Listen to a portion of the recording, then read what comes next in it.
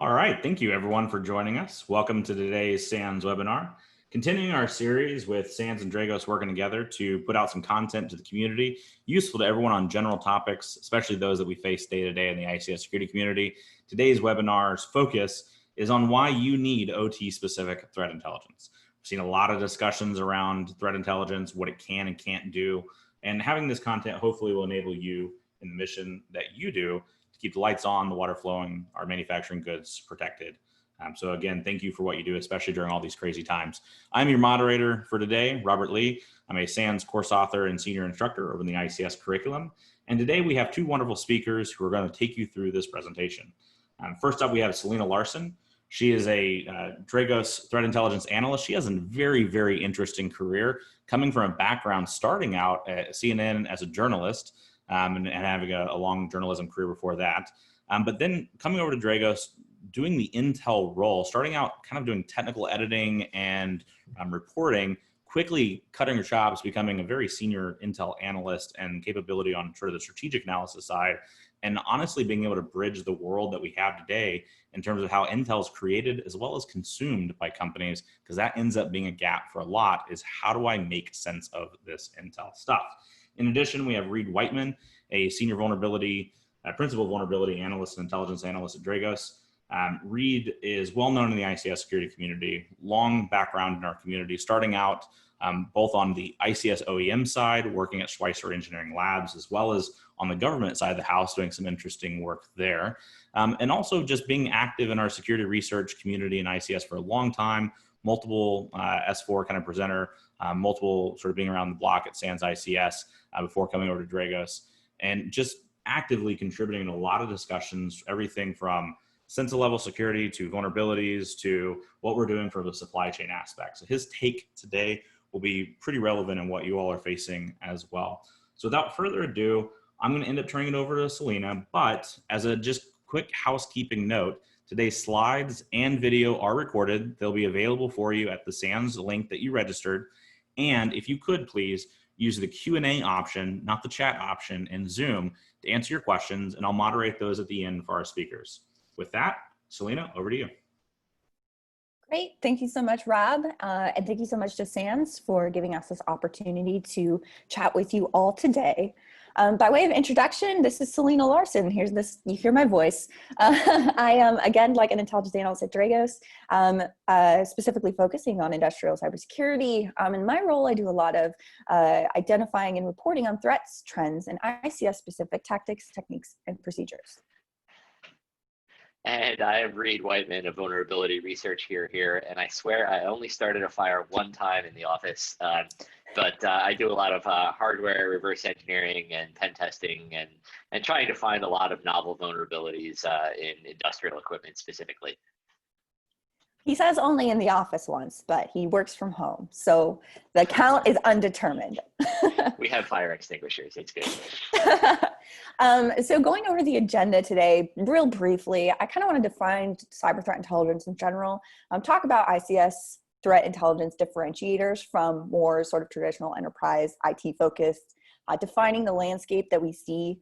We're going to get into some vulnerability intelligence discussions. Reid's going to dig into IT versus ICS architectural differences. And then we have a really interesting vulnerability case study for you coming up. It's timely and interesting. I highly recommend you take some notes there. And then we're going to discuss generating OT threat intelligence and operationalizing OT threat intelligence. So to kind of get us started, I would like to have us define what is cyber threat intelligence, just so we're kind of all on the same page here. Fundamentally, it is obtaining actionable information on adversaries, tactics, techniques, and procedures, and vulnerabilities, so defenders and organizations can reduce harm through better security decision-making. And there's two pieces that I really want to highlight here, right? So actionable information and reducing harm through decision-making. Threat intelligence is not useful unless you are able to take action on it. In every report, you want to make sure that you have the so what piece. And we're going to kind of get into that in just a little bit. So I thought we might be able to sort of start off with this kind of character presentation, right? So I kind of wanted to show you a couple of adversaries. It's certainly not the end all be all. This is not I don't want to say that these are the only two in existence, but just an example of the characters that we're going to kind of be talking about as we get through this. So there's one group targeting the retail industry. They use spear phishing emails that will masquerade as business opportunities for initial access. They use commodity ransomware. The adversary is going to be largely cyber criminal with a target environment that's IT-focused business operations. From a TTP's perspective, that's spear phishing, commodity malware, installing a PowerShell backdoor. You have sort of data exfil related to financial data before, sort of locking down the computers and asking for a ransom. Then on the other side, you have an adversary that's interested in disrupting electric distribution. So this adversary might also use spear phishing emails related to business inquiries for initial access. They will leverage it to steal credentials, move through the environment, and access a dual home device that is connected to both IT and ICS networks. They'll use that pivot point to gain further access to hosts within the OT network. This adversary is going to be sufficiently resourced, likely sponsored or supported by an entity who wants to further political, national security, military, etc. means. Again, this target is going to be initial access in order to facilitate that ultimate OT access to achieve a disruptive or destructive goal or objective. And the TTPs here will be spear phishing, customized malware, and use of OT-specific devices and protocols. Yeah, that use of OT-specific devices and protocols will become a bit more relevant as we look at the kind of vulnerability case study. So just keep that in mind. So to kind of define the threat landscape. So we have these acronyms that are thrown around a lot, and a lot of you on the call might be familiar, but if not, operational technology, OT. OT should be thought of as mission critical IT in an ICS. It's the hardware and software that controls and monitors operations in an ICS environment, like domain controllers and Windows PCs. Industrial control systems, ICS, this is an umbrella term for software and hardware that controls and automates industrial processes. ICS environments can include electric utilities, oil and gas, manufacturing, chemical processing, food processing, things like that. So we want to talk about some cyber threat intelligence, IT versus OT differentiators. So the adversaries, threat behaviors, and consequences of cyber attacks are going to be a little bit different.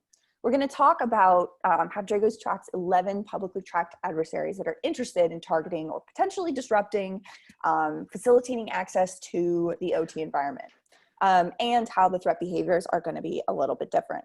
And I kind of want to key in here on the consequences of cyber attacks. So successful attacks can cause catastrophic human and environmental harm. ICS threat intelligence can help keep major disasters from happening. A really great example of this is going to be Trisis. So Trisis was the ICS-specific malware that targeted a safety instrumented system in Saudi Arabia back in 2017. They were able to successfully infiltrate the ICS network and create malware that was specifically targeted to the safety equipment. Safety equipment within that environment was essentially used to keep people from dying and keep the environment safe. You do not want an explosion to happen at an oil and gas facility, for instance. Luckily, that did not occur. However, it did demonstrate the potential of the capability to that adversaries are sort of developing these ways of malware that could have this sort of disastrous consequences. And then finally, vulnerability impacts and the actions taken will really vary greatly. And this is an interesting piece, actually, that Reid is going to really dive into, especially with our case study coming up here in just a second. So from a categories perspective, really, what is ICS threat intelligence? Dragos kind of breaks them down into these three different categories. You have your interested adversaries, direct ICS impact, and indirect ICS impact. So when we talk about interested adversaries, this is referring to intelligence on activities of adversaries known to have an interest in control systems, operation networks, and ICS organizations. An example, Alanite. This is one of the activity groups that we have tracked that targets electric utility and energy firms, both here in the US and North America and elsewhere. It has the capability to infiltrate OT environments for reconnaissance purposes. That is, this adversary is very interested in accessing operations and potentially conducting some reconnaissance information gathering in that environment. Then you have the direct ICS impact. So this refers to intelligence on threats directly affecting the operation of industrial control systems. Again, here's TRISIS. This is a malware framework designed and deployed to disrupt oil and gas operations, specifically targeting the safety equipment. Crash override, another really great example of malware that was targeted to switchgear and circuit breakers within a transmission environment and effectively cut power to Kiev in 2016. And then you have your indirect ICS impact. So this would be intelligence on threats that are not associated with industrial control systems, but have a high likelihood of disrupting their operation. For example, SonoKibi ransomware does not specifically target industrial control systems. However, it can be debilitating to organizations if it accesses operational networks. Talking about improper segmentation, having a really flat network. If they're able to very easily transition via credential theft and reuse from the enterprise environment over into ICS due to improper security controls, things like that. And I want to make it clear here too. We did mention ransomware when we're talking about the differences in these adversaries, right?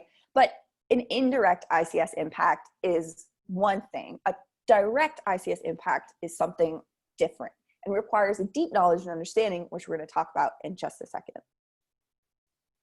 So the threat landscape, again, is a lot different. These adversaries are largely focused on industrial entities and industrial control systems. And even though OT does have enterprise technology, a lot of it will require specialized knowledge. The adversary has to develop, special capabilities. They have to maintain access and learn 2 different networks that all require different types of behaviors to navigate. And this is largely because all ICS environments are not the same. So an adversary is going to have to kind of get in and learn the equipment, learn the network, learn how things communicate with each other. And even from the most basic levels. So for instance, a lot of plants have static routes which can't actually get to the internet. And effectively that kind of cripples command and control communications, which you don't necessarily see in enterprise. So even the most basic things of like learning routing, that takes time, right? And the good thing is, from a defender perspective, you are able to leverage that sort of long time adversary dwell time, leverage OT-specific threat intelligence that describes the behaviors of these adversaries within an operations environment, be able to sort of key in on even these sort of living off the land techniques that are unique to ICS, for instance. A PLC will be remotely operated from an HMI that has been accessed via VPN. Right? So you can kind of use threat behaviors to identify these patterns, identify these behaviors, and stop the adversary while they are still kind of learning and going throughout the environment to prevent a sort of catastrophic attack. The components of threat intelligence might be similar in both the enterprise as well as OT. For instance, using indicators of compromise, this idea of threat behaviors, right? The TTPs. But the behaviors themselves are going to be a little bit different. Again, kind of talking back to TRISIS, going back to TRISIS, right? The attack path that that Xenotime, which is a TRISIS attacker, the attack path that Xenotime took is a lot different than what you might see from, for instance, a IT-focused sort of commodity adversary. And then finally, the decision-making calculus is going to be a lot different, right? So are you going to be willing to sort of take the risk? Are you accepting the risk of what might happen in your environment? Or are you going to take things offline, let's say, to implement patches and lose millions of dollars in the meantime?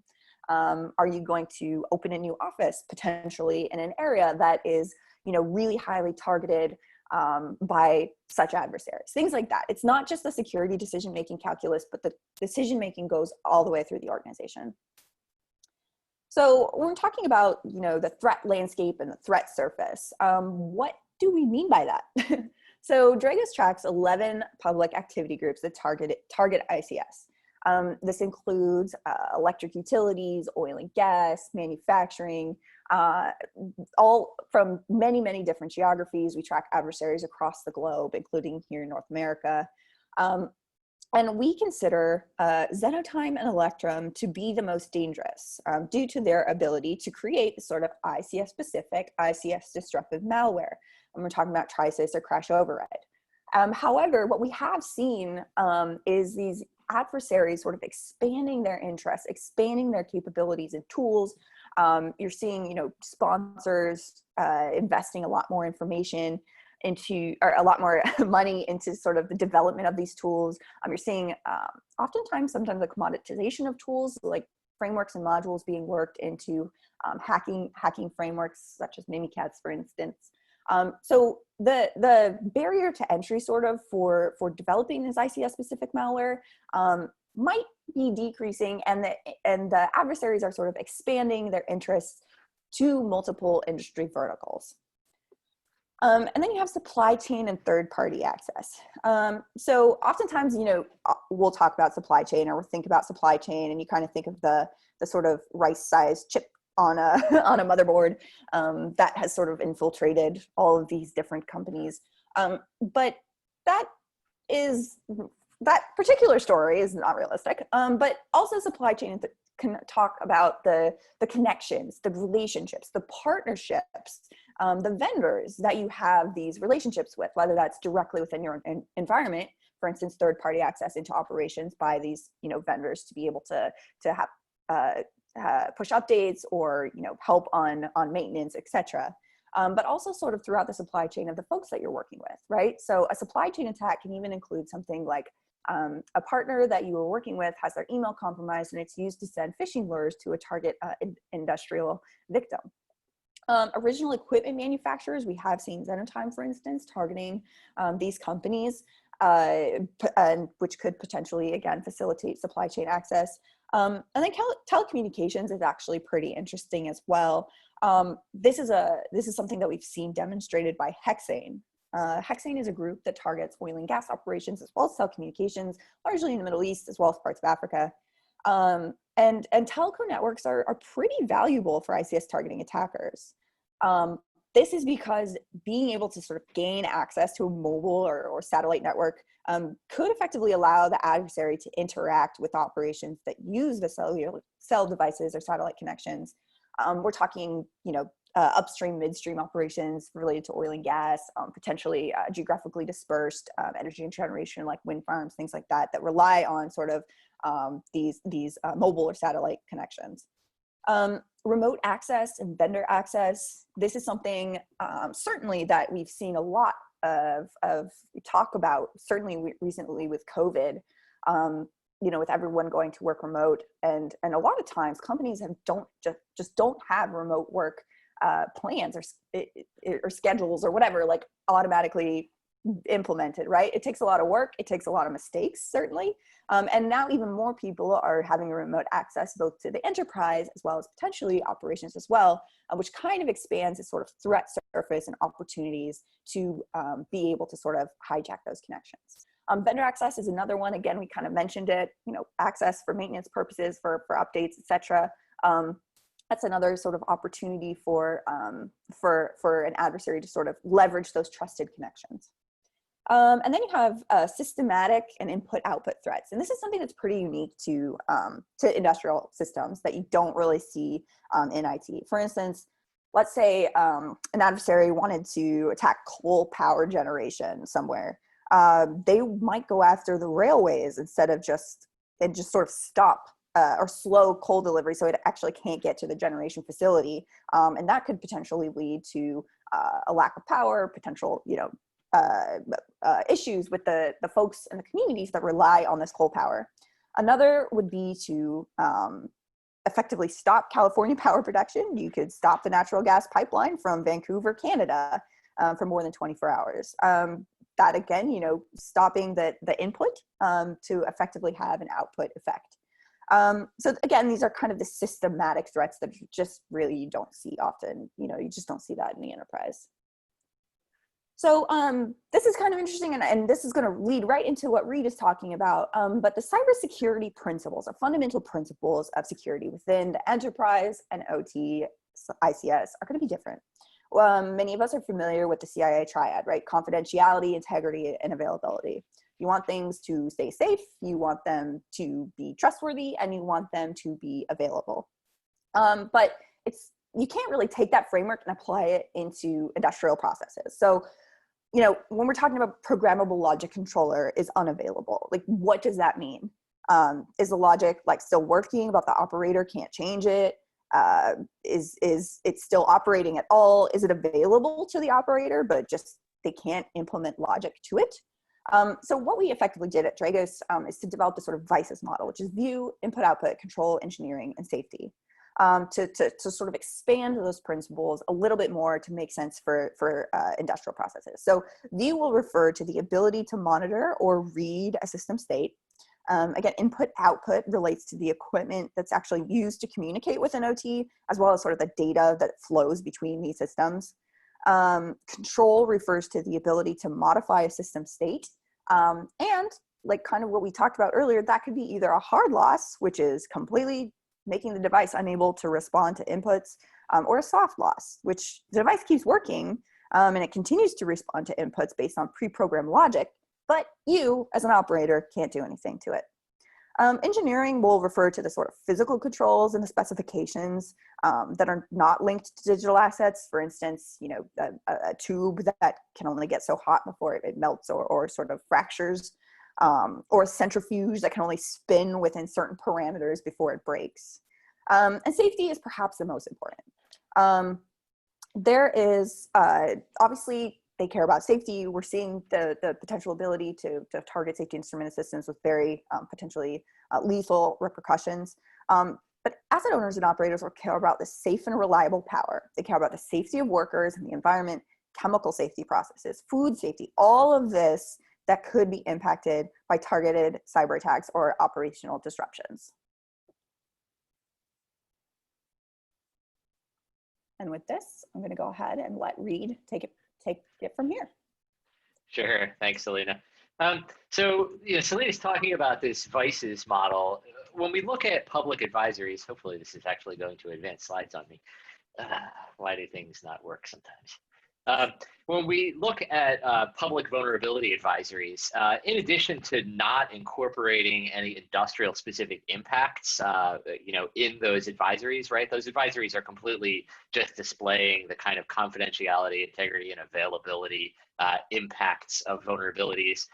We also like review all of these public advisories, augment them with that data as part of our threat, our vulnerability intelligence process, but we also end up correcting a lot of those advisories. So we find a little over a quarter of the specific advisories that came out, for example, in 2019 had you know, some, or actually it was slightly over 30% of those had corrections that needed to be made to the advisory. But we also look at those advisories and say, you know, is there a patch available? Or if there's no patch available, you know, at least does this advisory present some mitigation advice that would be meaningful to an engineer or operator? And we find that a lot of advisories fall short on both counts, right? They either have, you know, totally incorrect information saying that either, you know, an industrial vulnerability is not network exposed when truthfully it is, or they, you know, come with no patch, and they might not even have any mitigation information included with the advisory. They might just say, hey guys, congratulations, you have a vulnerability. You know, there's nothing actually actionable that you can take from that advisory to do anything about that. So, you know, one of the problems that you run into with applying a patch anyway, let's say, you know, you're one of the lucky 74% of advisories, or you own equipment that's covered by one of the lucky 74% of advisories, and you want to know, hey, should I actually apply this patch? Well, usually you're going to have to wait for an outage window. You may have problems with like legacy hardware that might not necessarily support the latest firmware version that the vendor has just put out. So there are a lot of impediments to actually patching systems immediately. In addition, you know, history is riddled with stories of a vendor producing a patch that ends up, you know, causing a controller to crash, or, you know, causing some other malfunction within the industrial environment. So a lot of times people defer applying patches right away. They either, you know, hopefully they are applying them in some sort of a test environment or development environment where they can, you know, verify that, yes, this works on, you know, my hardware, my particular lab setup, So I'm confident that I can actually roll it out to the production network. Or they may just wait and see, you know, hey, are other people applying this patch, and is it working for them, or is it presenting more problems than it's helping? So, you know, a lot of this, though, also depends upon the vendor actually producing those patches. So the case study we're going to look at is actually in a third-party component where the vulnerability is in some portion of firmware.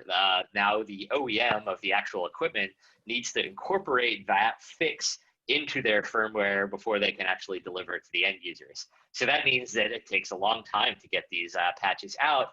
It seems like a lot more traditional IT or IoT devices are a bit more centralized, right? In other words, the vendor has either written the software themselves, they have more complete control over it, whereas a lot of these kind of specialty embedded devices, especially in the industrial space, tend to have more of these kind of OEM issues where the vulnerabilities can require coordination in order to release the patch. So an architectural difference in industrial equipment. I like to put a PLC in scare quotes because a PLC is the block here circled or squared off in red, right? It's in this red block. A PLC actually consists of a whole bunch of different processors, right? There is the main processing unit. That's the thing that runs your logic. If this is a PLC, this would be the thing that's actually running your ladder logic or, you know, structured text code or whatever you happen to program your PLC in. If it's something like a digital protective relay, it would be running your protection logic. That main processor is actually using a backplane to communicate with a bunch of add-in cards. Those add-in cards a lot of times end up having their own CPUs, and they may include something like an input module that has a processor that, you know, either debounces input or sanitizes input in some way, as well as output modules. So the idea is that a PLC or, you know, whatever controller you happen to have has these scan cycles where it's going to go query the input modules, say, hey, you know, what is the status of all the sensors that you have attached to you? It's going to execute some logic based on its own internal state as well as the status of those input modules. And then it's going to finally update output modules. You know, and again, those output modules may have their own processor in them. Some of them are more dumb devices, but some of them actually have pretty advanced, you know, logic of their own, especially in safety systems where an output module might say, have code inside of it that says, hey, I haven't heard from the processor in a while. Something is up. You know, maybe the SIS has crashed and I need to set the outputs in this particular way. But anyway, that output module then will be clicking relays or adjusting its analog output signals to talk to the actual actuators out in the field. The key thing here is that a lot of PLCs and a lot of industrial equipment has a network card in it, and that network card is often distinct from the main processing unit. Now, it's not universally true. There are some kind of lower-end PLCs that tend to incorporate the network control with the processing unit, but a lot of the kind of higher-end equipment you'll see actually has this as a distinct component. And that actually becomes really important when we look at our case study vulnerability. And if slide advancing would work for me, that would be wonderful. All right, so the case study we're going to look at, you've probably heard of, is the Ripple 20 set of vulnerabilities. This was discovered by a company called JSOF, and they've done a really great job of coordinating the vulnerability research and impacts, especially with industrial equipment makers. But it's a set of 19 vulnerabilities that impact a lot of different devices. These include IoT devices as well as ICS devices. In the industrial space, you're going to see, you know, we're already starting to see some of the advisors come out for this. A lot of programmable logic controllers, serial to Ethernet converters, protocol converters, remote terminal units, digital protective relays. I imagine we'll see some things like managed network switches, maybe even some, you know, network gateways that are kind of Ethernet on both ends that are actually going to end up being impacted by this. So right now, of course, some vendors have come out with advisories for this, and some of those vendors have even started producing firmware patches, or at least providing some general mitigation advice. But kind of a lot of operators are in a holding pattern, right? So they're waiting for those vendors to, apply those fixes to their firmwares, run their firmwares through all the tests that need to be done, and then deliver those new firmware images to the customers. It's important, though, to remember that the Ripple 20 vulnerabilities, these bugs are impacting what we call deeply embedded systems. The actual protocol stack that's affected here is TREX, where they call it a TCP IP stack, but it's really a TCP and UDP IP stack. But this stack is written for small embedded operating systems that don't have a native internet protocol stack, right? So you have to think of operating systems like ThreadX, some versions of VxWorks, if somehow the vendor licensed it without its native IPnet stack.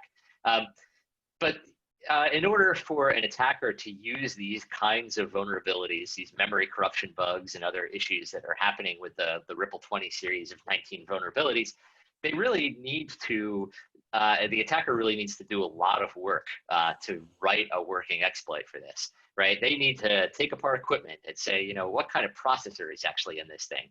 They need to start reverse engineering the firmware and say, okay, this is just the IP stack. Remember, there's actually an operating system that this IP stack is running on top of. The attacker needs to learn, what operating system is this? What's the memory layout of this operating system so that I can make this memory corruption bug work for me? And then they actually need to write the exploit that is actually going to work on the target system. For these reasons, I don't think we're going to see a lot of like widespread full remote code execution attacks from the Ripple 20 bugs. There certainly will be targeted ones. I think the JSOF paper has an awesome example, which is a Digi serial converter. It's like a Digi wireless to serial converter adapter that a lot of OEMs may end up installing on products that have like a wireless interface. But I don't think we're going to see this sort of widespread RCE attacks. I think more likely we're going to see denial of service style attacks, because the paper actually outlines a couple of the vulnerabilities and says, here's kind of a sample payload of a bunch of the A character that will overwrite some memory on the embedded device. That's enough to usually cause something to crash. And of course, a lot of industrial equipment may even have a watchdog chip in it. So if it crashes, the watchdog may detect it and decide to reboot the device, but it still would not be a great situation for an industrial operator to have, PLCs suddenly rebooting themselves, let alone crashing. This is usually a really bad thing to happen in an industrial environment. In fact, the loss of availability of a device would be probably the worst thing that could happen in an industrial environment. But we need to go back to our actual architecture of our affected devices, right? The Ripple 20 bug will typically live in this network card. So when an attacker is going after a PLC using the Ripple 20 bug, they're really targeting this one specific CPU in a component of the logic controller. And when earlier Selena was talking about our kind of two adversaries, you have the one that's kind of interested in making money. They're really not going to be using this bug, I don't think. I can't see a way to monetize, crashing PLCs, because I think if you did that to an operator and said, hey, I've crashed your PLCs, give me money and I'll stop, the operator is probably just going to go around and unplug a bunch of network cables and do some forensics and say, no, I'm not going to pay you. But if the operator is somebody that really wants to disrupt the attacker, I should say, somebody who really wants to disrupt operations and, cause some political shift or, achieve some, political goal, they're probably well-resourced, and there's a much better way to go after most industrial controllers, right? Most of these PLCs are still using a totally insecure protocol for programming them or even for issuing like remote operation commands. And this is where it's really important to think about the actual attack surface of an industrial piece of equipment when you're looking at a vulnerability, right? Because if the attacker is one of these, well-resourced folks that is going to spend the time to reverse engineer a piece of industrial equipment, they're much more likely to go after like an easy button, some insecure protocol that maybe they could just grab a couple of libraries off of the engineering software and figure out how it works and attack that protocol, rather than going through all the effort of hacking the network card when the network card isn't even getting you the end goal, which is the direct ability to manipulate the inputs and outputs on the controller. So kind of in conclusion on the Ripple 20 stuff, it's like in the industrial control environment, this bug can be used to affect a portion of a typical controller. And it's a lot more work, it turns out, to exploit a bug or even a series of bugs like this than it would be in traditional IT land. So when you look at something like the CVSS score, when CVSS score says, it's 9.8 because it can allow arbitrary code execution, you really need to sit back and say, okay, what does that actually mean? Now, I've looked at it in the context of a PLC. There's, of course, other industrial equipment that might be used on your network where that architecture falls apart. Some of the devices that were mentioned specifically in their paper happened to be UPSs. If you do a quick, architectural assessment of a network-connected UPS, sure enough, that network card can probably turn power off. So the ability to actually break into that network card may end up being more important, ironically, than the vulnerability in a PLC. And then there are a bunch of other vulnerabilities as part of the Ripple 20. I'm really focused on the, kind of code execution, memory corruption bits of that advisory. I think of the 19 bugs, I think 12 or something were kind of data theft portions, where you can send some, malformed requests or even malformed responses to legitimate requests like DNS requests, and you can actually pull out some memory from one of the devices that's affected, basically stealing some data out of the device that you normally shouldn't have the ability to read. Those kinds of vulnerabilities are mostly irrelevant to the industrial space, again, because these devices are insecure by design. I think that those kinds of bugs are a lot more relevant to the IoT world, where maybe there's some vendor lock-in. Of course, the IoT maker is probably selling the device at a loss with the promise that they will lock you into their service. Because they're locking you into their service, they probably have encryption keys in the device that are used for actually locking you in, and the ability to steal data off of a device like that could potentially give you those keys. So it's a lot more relevant to the IoT people than it necessarily is to the ICS folks.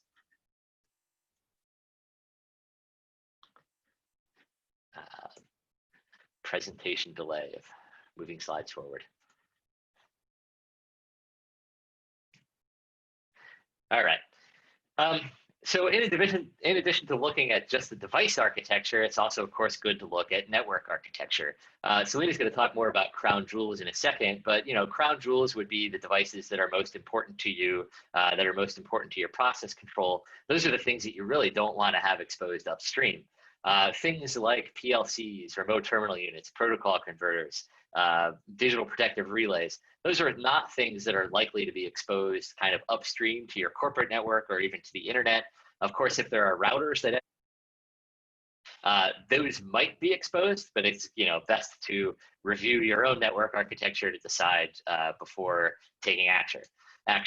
But I guess the key takeaways here really are to not panic about vulnerabilities like this, to step back and say, all right, what devices are actually affected by this?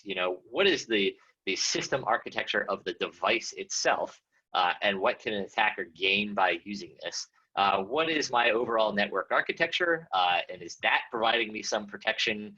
And this is always a good time to kind of review those segmentations within your network and say, okay, this bug has come out. Maybe there's no patch from my vendor yet. Let's review the firewall and say, is this actually being restricted to the minimum number of things that need to talk to it? And then just think through those impacts, right? To say, hey, if an attacker gets onto my network card, what can they do? Versus what they could do with just having access to the controller in the first place. And again, a lot of vendors don't like to talk about the fact that they are insecure by design, but the literature is riddled with examples of those logic controllers and other things having those issues. And finally, you can take all this information and decide whether it's prudent to patch now or whether these mitigations are going to be enough for you. So again, a lot of these industrial controllers are insecure by design. So a lot of the vulnerabilities are rather moot. In addition, if we look at the network architecture, the true operational impact of a lot of advisories is broken down here, where we see just 9% of advisories from last year were actually in software or hardware that I would say is high likelihood initial targets. Those would be things like data historians, maybe OPC tunneling software or OPC software that's meant for providing industrial data kind of out to the corporate network so that the C-blank-O can review production data, as well as things like industrial firewalls, industrial VPN appliances that are meant to provide remote access to the most sensitive equipment. So just 9% of those advisories are really in that high likelihood area. 40% of those advisories from 2019 were in the actual engineering workstation and operator station software. Those are kind of like outside of the PLC still, but things that would talk directly to your industrial controllers. So they aren't as likely to be exposed to upstream networks, but they are things to think about patching, because you might have a lot of folks within your organization that are actually using legitimate remote access to those resources, hopefully only in emergencies, but they still might be using some sort of remote access to those workstations. And then a full 37% of advisories that we reviewed in 2019 were in that kind of deeply embedded field equipment, right? Those industrial controllers, sensors themselves, as well as the kind of networking equipment that is used for connecting up to those industrial controllers, like industrial hardened network switches and that sort of thing. So, looking at this list, it's like, well, there's only really 9% of advisories that are really high likelihood to be used for initial infiltration anyway. Those would probably be the most important to put on your patching list versus the rest. And I think I had mentioned before talking about kind of crown jewel assessment. I think Selena's going to be talking a bit more about that. Yeah, so thanks, Reid. Yeah, so when you're talking about sort of generating or being able to sort of use threat intelligence, you want to kind of think about the high value assets. And these crown jewels will really vary by industry and company, as well as the motivations for attacking them. So data historians, for instance, well, these will record and retrieve production and process data. It also stores a lot of information in a database that can be interesting for a manufacturing, for instance, adversary. That kind of has this sort of economic motivation behind it. Chemical processing, they might be most concerned about intellectual property, and so whatever is sort of protecting or relating to this chemical processing, for instance, where they store the chemicals and what type of the safety controllers, like this type of thing, how would that be a crown jewel, for instance. And then finally, safety controls. Certainly we have seen this definitely with Xenotime and Trisis. That was a huge thing. But again, safety controls are just fundamental to the process and keep people in the community safe, and should be sort of considered this sort of crown jewel asset. So when you are trying to sort of operationalize, the information that you're getting, right? So let's say that you have received a threat intelligence report from your provider, and you want to think to yourself, okay, what should I do? This affects me. How do I move forward with this? What do I do about this? Can I find this in my own environment, and can I prevent this from potentially being exploited? So you want to kind of start off by developing a hunting hypothesis based on an understanding of the adversary's behavior. Based on this intelligence report that you have received in your SOC, I want to create a hypothesis. So for instance, kind of going back to talking about the third-party stuff, if I increase the number of third-party service providers with access to my OT network, then this will provide adversaries additional avenues of access to my sensitive processes. So what do you do about that? You're going to want to, start off by identifying the third-party service provider and vendor relationship connections as kind of like a starting point for detecting this sort of malicious activity. And I also kind of want to use this slide to respond to a question that we've gotten regarding third-party access to these industrial automation and control systems. Let me pull that up. Sorry. What would you recommend as a control to govern the security of laptops and OEMs coming on site for firmware upgrades? So again, that's a great thing that we can kind of incorporate into our hypothesis and our defense within our own environment. So there are some things that you can put in place. Certainly, you want to be able to identify the vendor and contractor access across the board, right? So regardless of whether they might be potentially vulnerable or potentially targeted, this is very crucial to sort of understanding your network and gaining visibility within your network.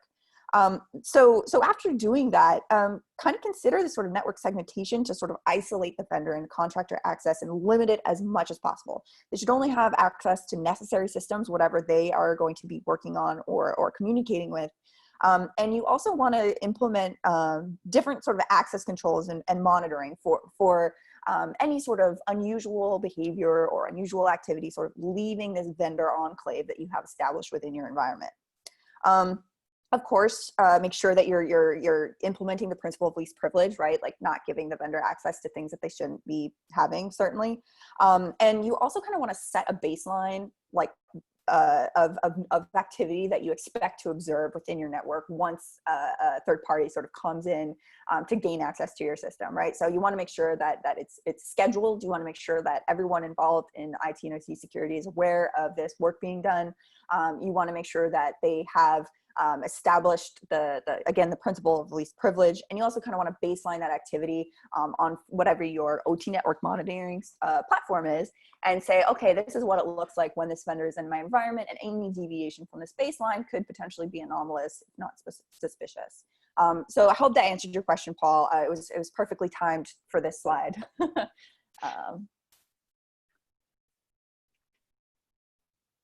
Yeah, so part of what Selena was talking about earlier was threat intelligence has to be actionable, right? And so there's a bunch of stuff that goes into making actionable threat intelligence. And part of that is still making sure that you have sufficient visibility into your OT network. But you also need to be mindful of the why and what do I do of threat intelligence, the sort of actionable bit. And so the why is saying, hey, I either have threat activity that's targeting me, or I have vulnerabilities that are relevant. And you need to make sure that your IT folks understand, what are the actual kind of impacts and maybe even political context of a threat intelligence report.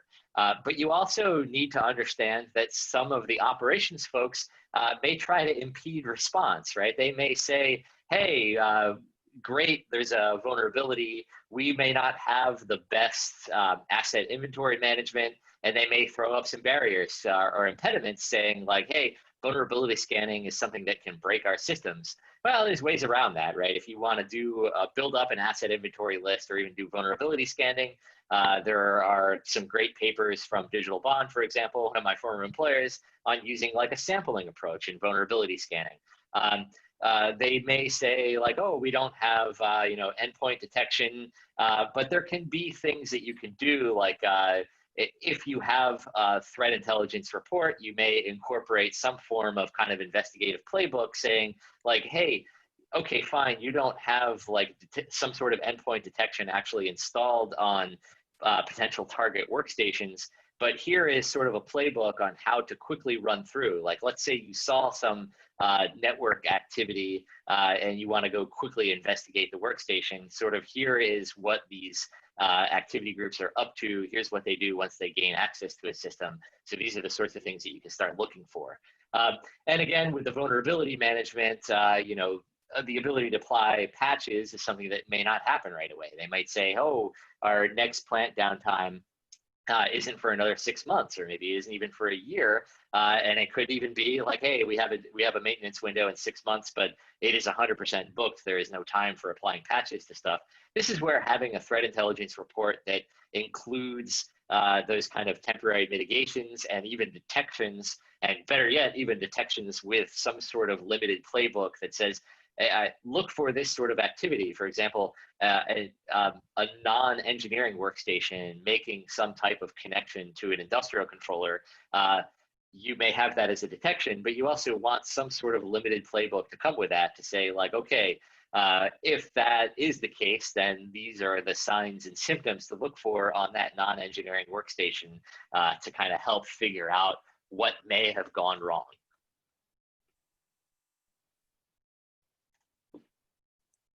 So, how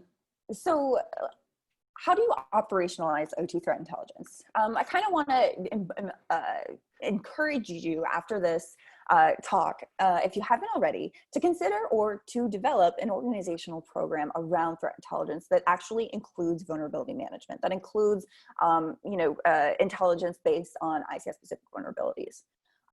This should include both OT and IT security teams. This should include stakeholders from across the organization, of which who would benefit from any sort of threat intelligence reporting, and recognize that threat intelligence is a major function of risk management. You can use the information that is provided by whoever your intelligence provider is to say, okay, I am willing to accept this risk, or okay, in order to reduce risk, we need to follow these mitigations and implement this sort of threat behavior detections within our environment. And threat intelligence must not only report on activity, but advise countermeasures and mitigations for the defended environment. That is so crucial to consumers of threat intelligence. Again, I kind of have to like import this on you, like, intelligence without the so what, without action, information without the action to be taken is just information. It's not intelligence. And you really want to be able to say, all right, here's what happened, here's how it affects me, here's what I can do. And so to make sure that, you know, the entity that you're receiving the threat intelligence from is aware of how industrial operations work, how the OT network is different from that sort of IT piece, to be able to ensure that you're getting the right mitigations and defensive recommendations from folks who actually know what it's like to be in an operations environment. And then finally, threat intelligence can be shared up and down the organization, including executives, human resources, as well as the stock, right? Like, intelligence is not just for defenders. You can make business decisions off of threat intelligence. You can make sure that your HR is aware of potential LinkedIn phishing activity that is going around that could be impacting your specific industry, things like that. It shouldn't just be siloed to security operations. And it also sort of helps, you know, as you go through the different management levels to say, okay, you know, I'm hearing about this thing that's impacting industrial controls. Like, what does this mean for us? And then you're able to sort of provide this written document and this report. It says, hey boss, here it is. Here's how it impacts us, and here's what we're doing about it. So it's really for proactive security as much as it is for oftentimes reactive security. But an organizational program around threat intelligence is so crucial and so helpful in managing risk, as well as, you know, as implementing defense to protect against any ICS targeting adversaries. And then finally, in conclusion, the goals of threat intelligence are going to be largely similar for IT and OT. And the attacker capabilities, motivations, and attack surface can really vary between IT and OT targeting adversaries. So the security and vulnerability decisions within the IT and OT will be made differently, even if it's based on the same intelligence. It takes everyone working together to make ICS entities and the communities they operate in and support safer and more secure. And again, I hope you guys can kind of take away some of these main sort of to-do items from this presentation. If you aren't already, maybe consider incorporating threat intelligence into your security operations. But thank you so much for coming to hang out. And thank you, Sans, for having us as well. And I think we're going to take some questions now. Yep, great job, everybody. So actually, you answered most of them in your presentations and doing it live. There's a couple here at the end, though. So for everybody else, feel free to jump on and ask sort of some of your last minute questions. The first one up is, do you have a process to verify third-party access? This is, again, from Paul. Reid, you took the first swipe at the first part of this question. Do either one of you have sort of views on third-party access verification?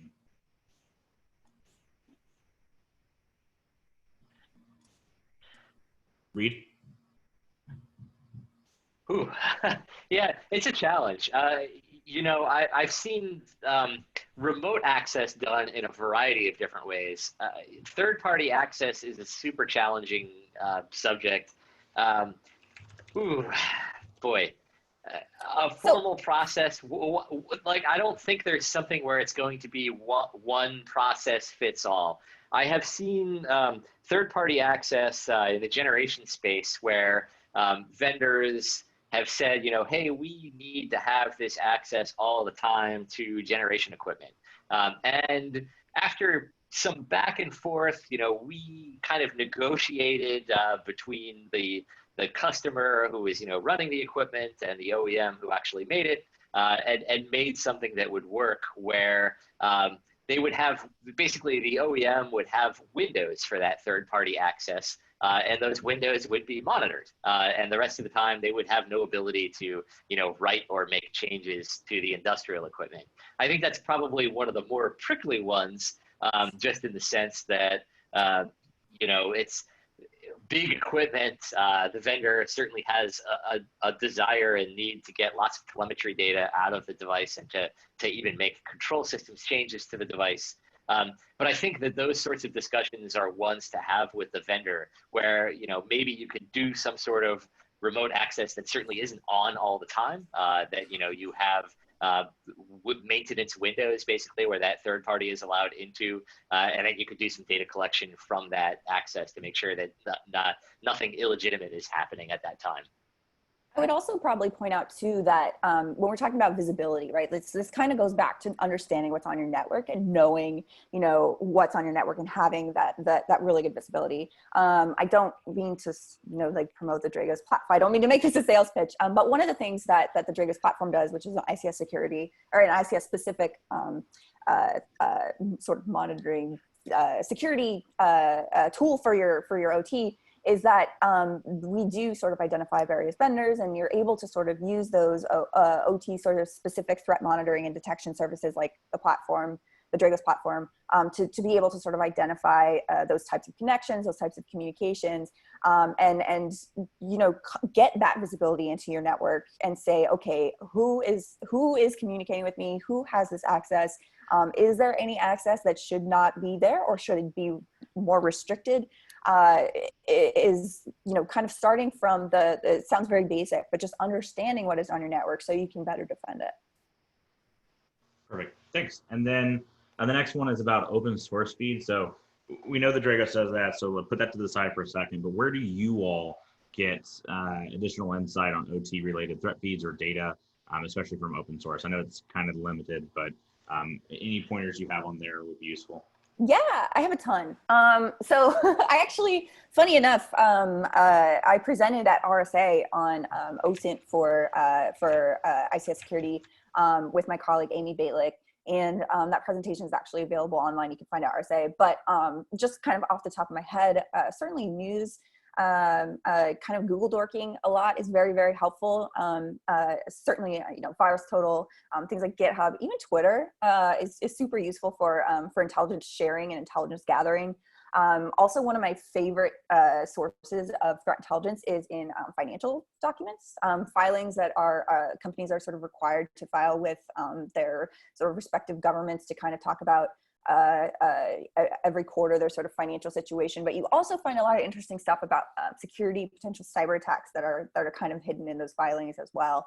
I'm kind of trying to think, that's kind of a lot, but certainly tools, you have like Maltego, things like that are available for practitioners as well. And some various like OSINT tools. There's a website out there that has a lot of things that you can use as well. But those are kind of my main things. And if you are interested in that particular piece, I encourage you to check out that talk. Perfect. All right, well, we're out of time. Thank you both for your presentation. Thank you everybody in the SANS community for dialing in and taking a listen to this content. Thanks again for your time, and the slides and recording will be available again, posted at the same link that you used to register for the webinar. Thanks for your time and take care.